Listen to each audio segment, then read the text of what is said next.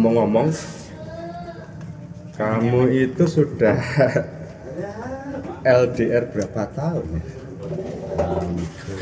LDR-nya sih sekarang itu saya anggap nggak LDR, tiap hari masih bisa kontak, video call gitu, jadi nggak anulah, jadi komunikasi tetap lancar. Jadi beda kalau zaman dulu kan harus surat-suratan atau kalau telepon keluarga lah itu berat. Nah kalau sekarang itu sebenarnya komunikasi terus.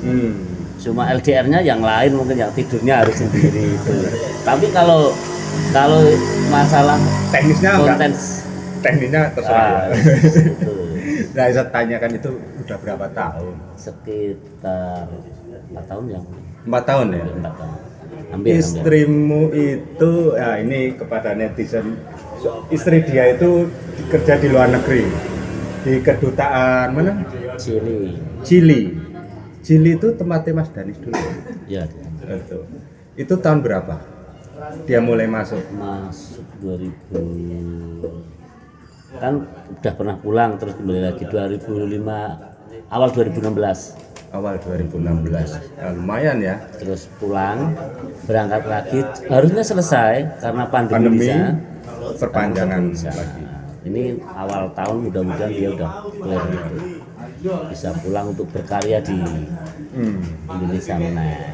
Makanya ini bayangkan ada teman kita LDR jauh-jauh belahan bumi, separuh bumi loh, itu Chili, Amerika Selatan kan, Amerika Selatan.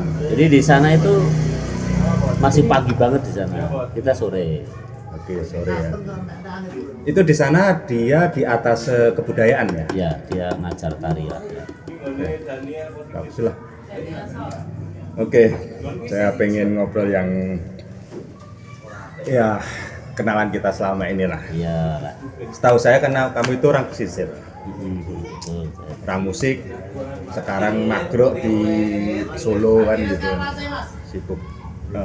Karena sekarang sudah mengajar kan di sini, posisi di guru SMKI. Saya ingin tahu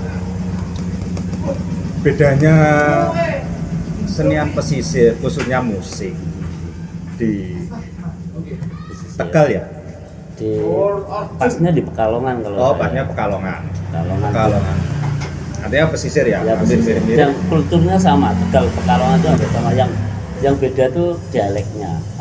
Nah, tentang cita rasa musiknya itu bedanya dengan yang di Jawa bagian tengah itu apa? Khususnya karena tengah itu keraton ya? Ya yang jelas nek wong pesisir itu cenderung kan gaya hidupnya keras. Mereka kebanyakan pelaut. Kalau di tempat saya juga Blandong lah, ada yang alas roban kan jati. Kemudian musik-musik di sana dari aku kecil nih sebenarnya lenengan itu jarang yang gede-gede halus lah ya.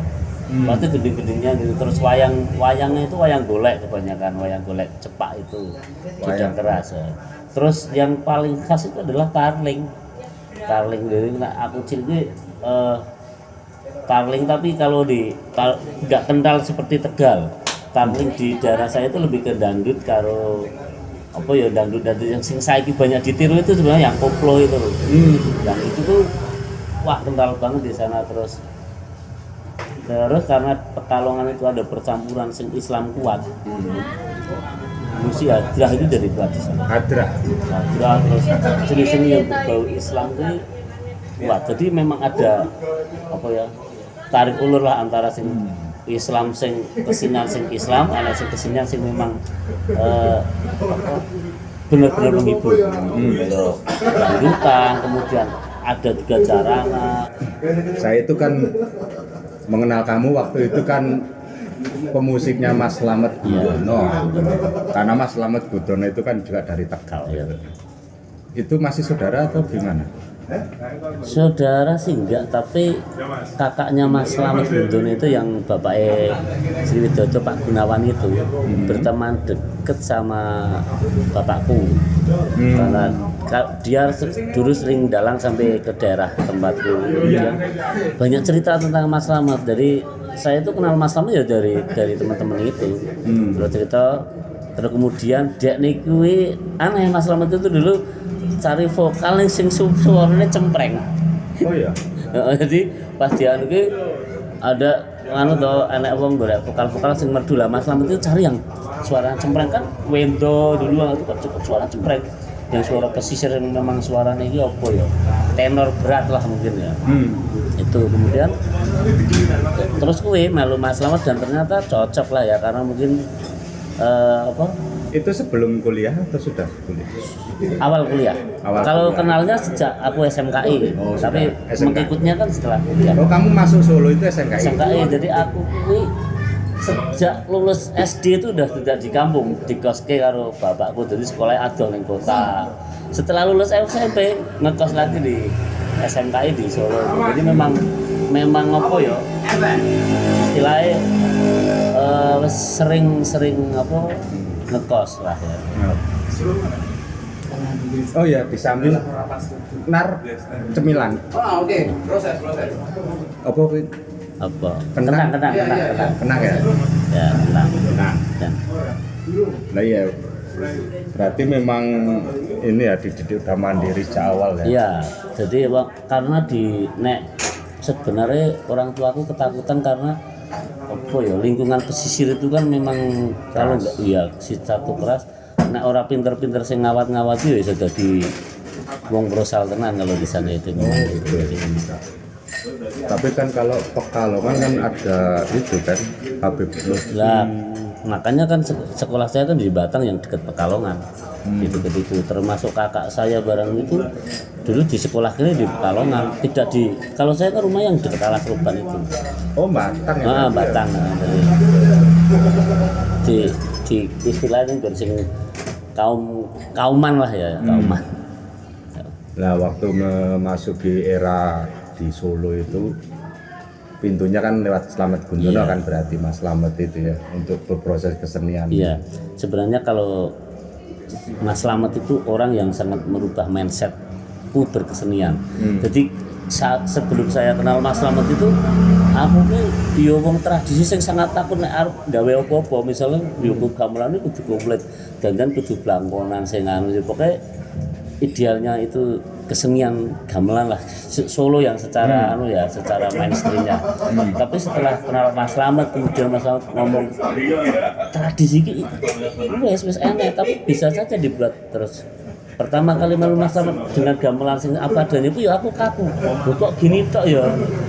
Kok musik kok ngene, tapi setelah itu ternyata merubah pikiran saya bahwa oh gamelan itu ya ternyata secara tradisi iso secara digawe kontemporer secara Mas Slamet ya bisa gitu. Dan itu merubah pikiranku jadi ora wedi nek arep ngutak-ngutik gamelan itu. Nah, artinya apa ya mindset itu jadi tadi open ya membuka gitu ya tentang pengertian kebudayaan gitu kan. Deket euy. Bapak, ya aja. Enggak apa-apa. Rapopo kok. Nah, disambi. Amit gitu dulu juga asbak kan pakai. Nah, oke. Nah sekarang kan kamu sudah malah dapat istri di Solo, akhirnya menetap di Solo, terus kamu bikin sanggar apa grup Kemelaka, dan Anda sendiri istrinya kan juga punya sanggar apa? Pesona Nusantara kali. Wipaksa apa? Patma Wibaksa. Patma Wipaksa, terus kamu sendiri bikin grup musik Kemelaka. Itu gimana idenya awalnya punya ide bikin grup Kemelaka? Dan Kemelaka itu dari nama apa ya? Kemelaka ini tempat lahirku. Kamu kuwi Kemelaka jenenge. Kampung. Iya, tempat lahirku ning Batang Kampung kuwi. Desa Kemelaka. Dusun Kemelaka. Dusun Kemelaka. Jadi sekolah kampungku. Nah, idenya itu karena saya kan setelah lulus STSI itu kan jadi guru. Kemudian jadi guru itu saya dulu pernah proses sama teman-teman yang dari ISI. Gawe grup perkusi lah perkusi berjalannya waktu terus udah lulus kabeh. Mulai nih daerah dewe-dewe otomatis kan grupnya nggak jalan. Terus aku bikin ketemu sama sebenarnya murid-muridku pas alumni anak sing isi IJN SMK itu. Karena aku waktu itu lagi seneng-senenge sinau alat-alat musik Nusantara. Jadi alat musik itu bukan hanya sinau mendengarkan gitu. Terus aku karo konco-konco itu ketemu kan terus ngobrol ayo kita bikin sesuatu lah sing itu menjadi lahan proses bukan lahan PY awalnya memang. Jadi orang gagas ki bakal PY orang latihan dengan alat seadanya. Terus konsepnya ya berjalan laku ratu alami. Tidak di konsep Nusantara enggak seperti itu dari alami terus. Wis mlaku terus. Iki ngene-ngene mulai. Tamu itu dari mana? Muridmu dewe atau gimana? Iya, kebanyakan dari murid-muridku. Terus Akhirnya sekalian proses belajar ya? Ya, terus tapi sekarang sudah alumni lah, maksudnya dulu awal-awal itu murid-muridku kemudian proses paling tidak mendidik mereka biar mudeng loh iki proses iki kemudian mereka diisi tambah pengetahuan tentang proses. Terus bahkan anak sing iso gawe grup dhewe lagi enggak apa-apa, jadi prosesnya seperti itu. Dan alhamdulillah wis enggak nyadari kita udah hampir 10 tahun untuk tahun ini itu sing kemlaka kuwi. Dalam 10 tahun itu udah berapa karya yang album itu sudah ada satu, ini enak 7 lagu di album pertama itu. Kita lagi nyiapin album yang kedua, paling enggak ya udah 7 lagu atau 7 komposisi? 7 komposisi. Jadi itu yang baru ini mungkin 6 atau 7 juga yang akan kita rilis nanti di tahun ini untuk bulan Agustus insya Allah. Bulan Agustus ya. Jadi nanti ada acara ulang tahun anniversary 10 tahun. Ya, 1 dekade lah istilahnya. 1 dekade Melaka. Ditunggu aja lah mungkin ya. Ben aku nek ngomong ini kan otomatis wis dadi nadarku ya. Nek ora sido aku dosa iki. Artinya mau dikebiarkan ya? Mau dikebiarkan. Memang rencana seperti itu. Di mana rencana? Tempat sih enggak ya, mungkin di Solo aja, tapi masih kemarin kita lagi menimbang-nimbang kan biasanya di Taman Budaya, pengen cari yang lain lah, misalnya di koyo Balai Kambang sing jarang diekspos untuk kesenian musik kan, mereka Ramayana dan sebagainya, coba nanti dulu atau di tempat lain masih dalam alternatif masih ya. alternatif. Karo golek-golek ide dan konsep sing kira-kira kan ya menarik lah sithik 10 tahun lah gitu.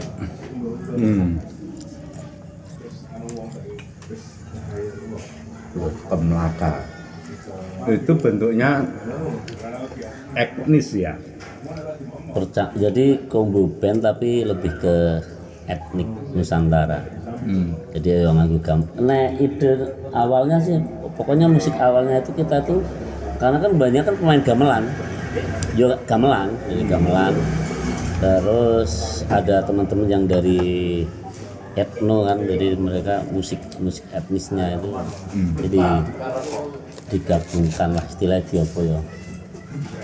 Ya tiga komposisi digabungkan. Nah, dalam 10 tahun ini sudah ya pentas kemana aja itu perjalanannya sih nek kanggoku sih sangat lumayan sak kelasnya anak-anak Kemlaka dan aku gitu. Kita pernah di Riau Hitam Putih itu tahun 2017 kayaknya di Riau.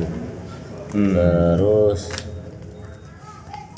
di Lombok pernah di Lombok tahun 2000 berapa ya 19 kayaknya.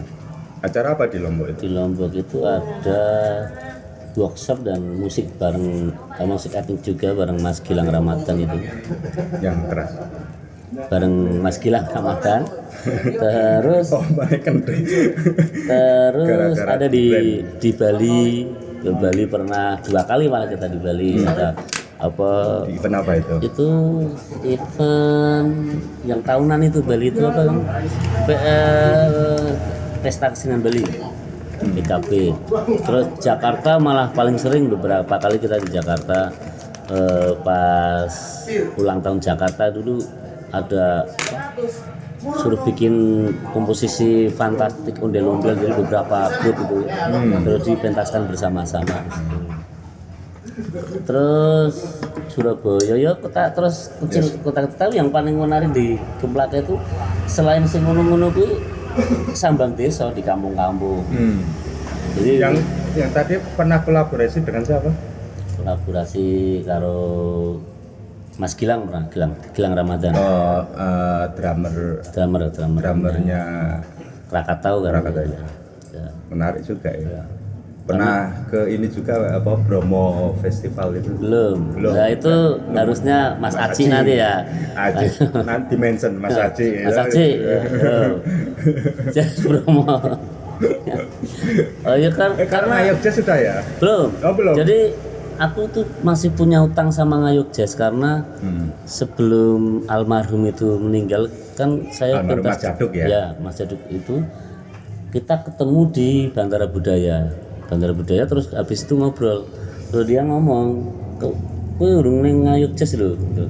Terus Nah, nanti tagih Mas Aji aja. Mas Aji udah tahu, udah ngomong. tahu. Terus, Iya. terus November itu. terus ternyata terus ora enek kuwi to, terus gue kehilangan juga lah. Terus pas tahun itu karena udah penuh, karena udah mepet kan, udah.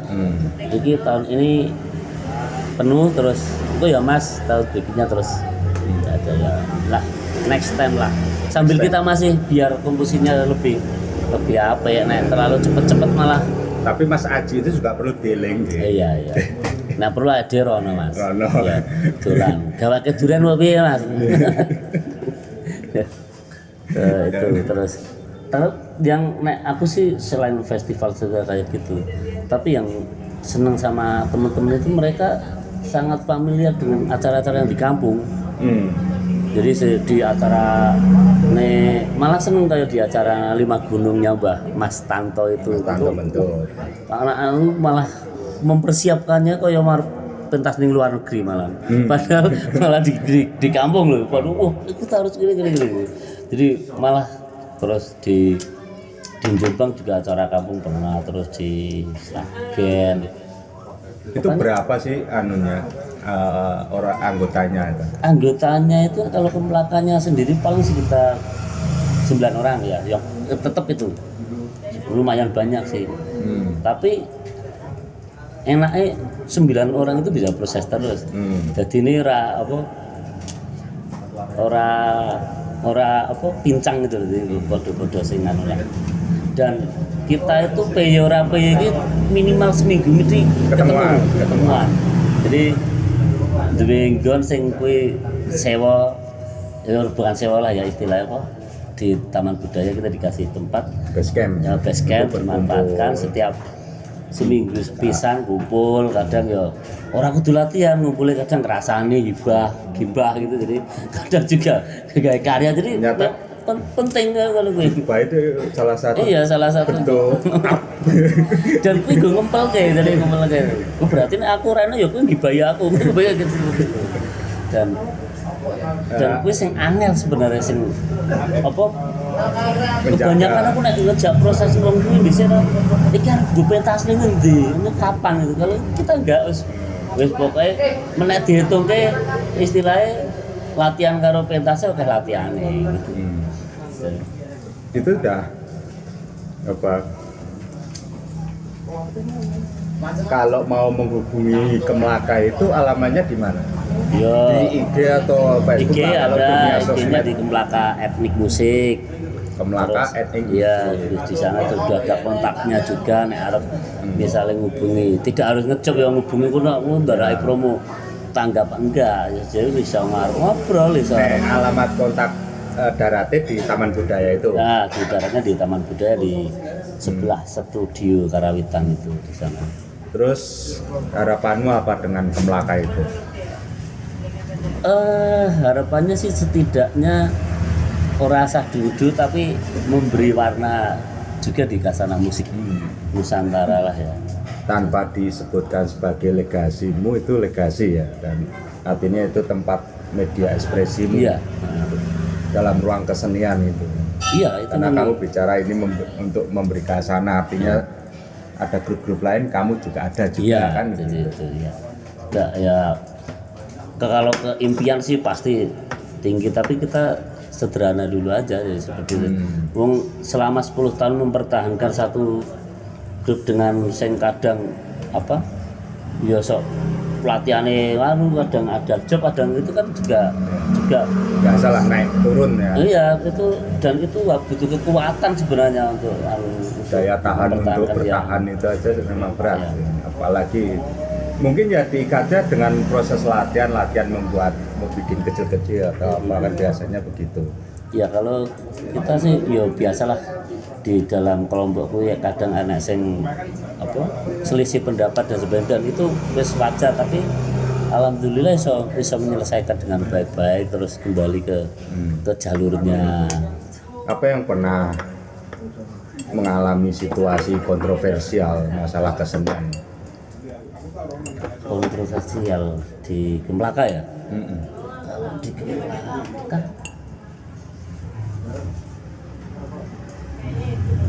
kayaknya nggak ada yang paling kontroversial.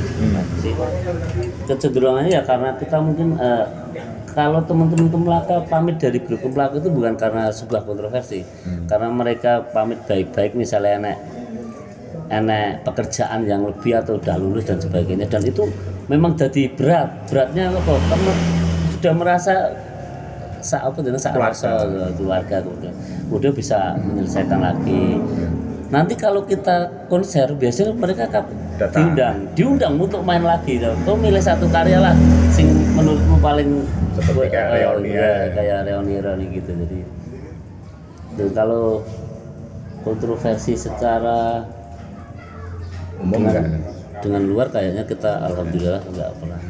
Alhamdulillah aman-aman aja ya. Aman aja gitu. Jadi perjalanannya normal-normal Iya, aja ya. Karena kita asal kita nggak membuat kontroversi ya mungkin nggak. Ya kontroversi kan juga tidak harus karena ya berangkat dari gagasan ide juga iya. bisa jadi karena ya ini bersinggungan dengan Ada keyakinan. satu karya sing kuwi rada apa ya sempat. Jadi aku membuat gebreges. ada orang yang setuju, ada yang iki kok piye. Jadi satu komposisi Subo Kastawa itu kan ada gending Subo Kastawa sing kuwi, kemudian dalam ranah itu tak bikin sing apa beda lah ya, artinya idenya dari itu, kemudian tak tarik ke model-model Gemlaka. Dan ono sing ora trimo. Ya bukan nggak terima, tapi ya merasakan Subo Kastawa udah gending sing jadi, tapi menurutku itu menurutku biasa seperti itu ya. Siapapun pernah mengalami dan itu nggak apa-apa ya, kan ranahnya berbeda-beda dari anak sing. Aku ya ora apa-apa, itu kan memang kita memang dalam bukan ranah merusak, tapi kita memberi wawasan yang baru juga, karena kita bermain bukan hanya dengan orang-orang Karawitan. Itu tapi ya wis lah biasa. Sekarang udah asik-asik aja ya. Yes, terima kasih. Kira-kira cukup dan